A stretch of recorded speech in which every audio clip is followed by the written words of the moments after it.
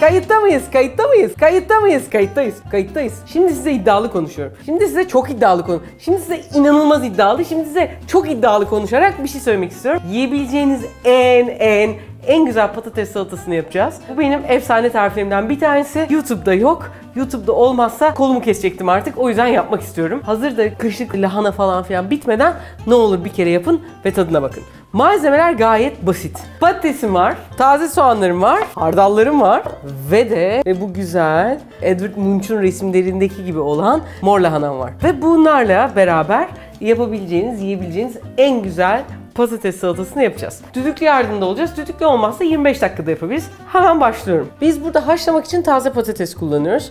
Bunları böyle güzelce kendi bir tane telimiz var. O telle bütün topraklarını alıyoruz ve hiç kabuğunu soymayacağım. Çünkü kabuk da aslında bir lezzet katıyor. 3 kere 4 12. Bir tane orta boy patatesi 12 parçaya ayırdık mı şöyle. 6 tane patatesi böyle doğruyorum. Şimdi düdüklünün yaklaşık yarısını doldurdu. Patates haşlarken eğer çok su olursa bence patatesin tadını bozuyor. Dolayısıyla ben sadece yarım su bardağı su koydum içine. Bak böyle 5'te 1'i falan dolu.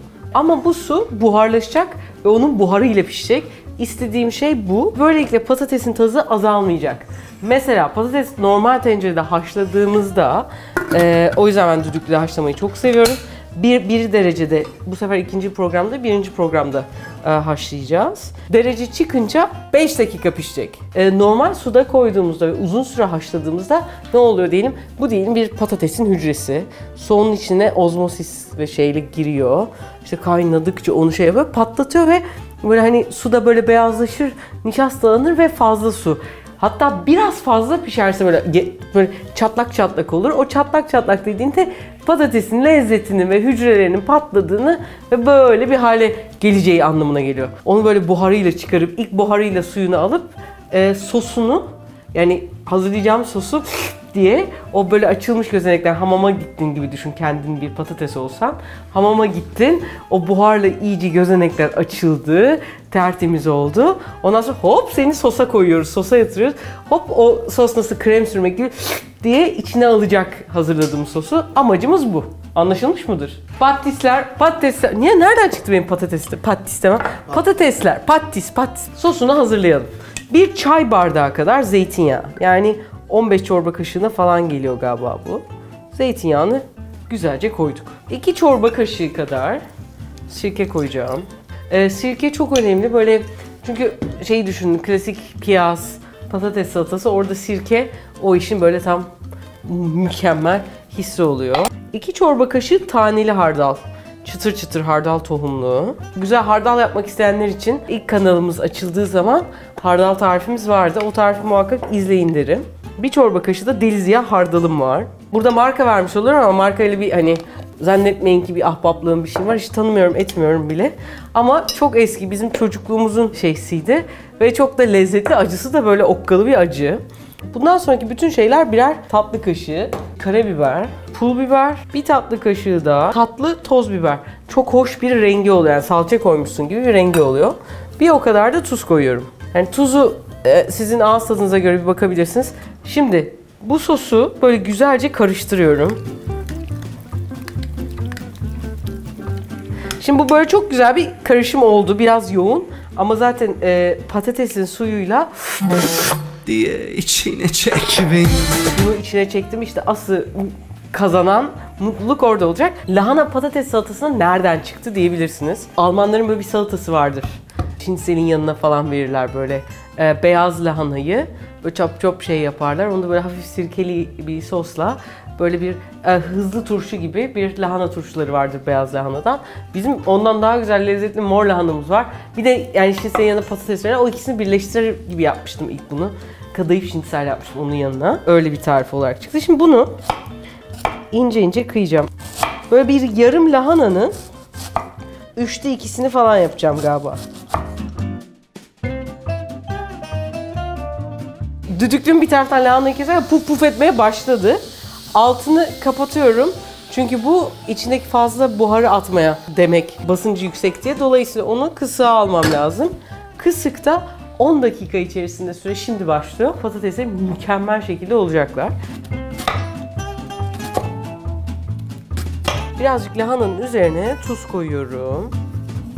Yani şu an lahana böyle garç garç ya. Onu tuzla birazcık öldürüyorum. Bu arada tabii ellerim mosmor olacak. Oldu bile. Ancak ve ancak limon çıkarıyor. Limonla tuzlayacağım birazdan. Çok aşırı da öldürmüyorum. Yani böyle marula dönmemesi lazım. Şöyle bir tur sadece çok sert gırç gırçını alıyorum. Patates yumuşak, lahana kıtır kıtır. O ikisinin dengesi güzel oluyor. Lahana tamam. 3-6 tane soğanım var. Bunları da benim bir serçe parmağı kalınlığında parçalara ayıracağım.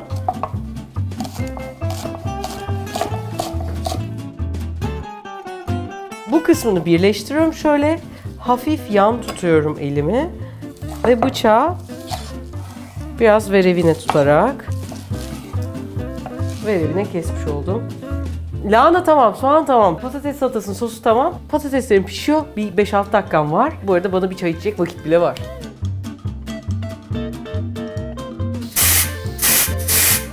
Ne haber? Hadi. Heh. Hop. Bayağı güzel piştiler. Şöyle. Fazla sularını alıp, çok sıcak çünkü parçalanabilir. Şöyle bir ilk sıcağını alsın. Suyu süzülsün.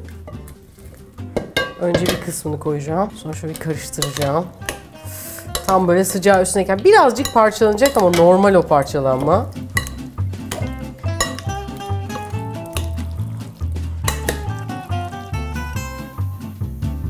Birazcık beklettim. Daha bir tık daha bile bekleyebilir ama şöyle.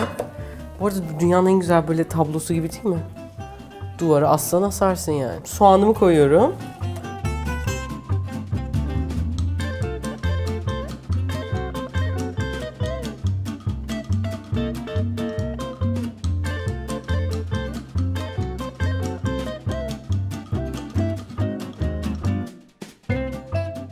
Bu akşam bizim ekipten çok sevdiğimiz Emre'yi Amerika'ya göndereceğiz. İnat etti. Orada bir sene illa soğan doğrayacağım diye. Bir taraftan onun için seviniyoruz, hayallerini gerçekleştiriyor. Bir taraftan üzülüyoruz. O yüzden bunun tadına, Emre sen gitmeden senin tadına bakmanı istiyorum. Son bir kendisini görelim, sonra da bir yıl göremeyeceğiz. Umarım tarifi beğenmişsinizdir. Beğenmişseniz beğenmeyi. Böyle tipinden acaba mı falan filan diyebilirsiniz. Ama bir kere deneyip tadına bakmayı unutmayın. Kanala abone değilseniz de hadi artık bekliyoruz. 4 gözle, 10 gözle falan. Görüşmek üzere.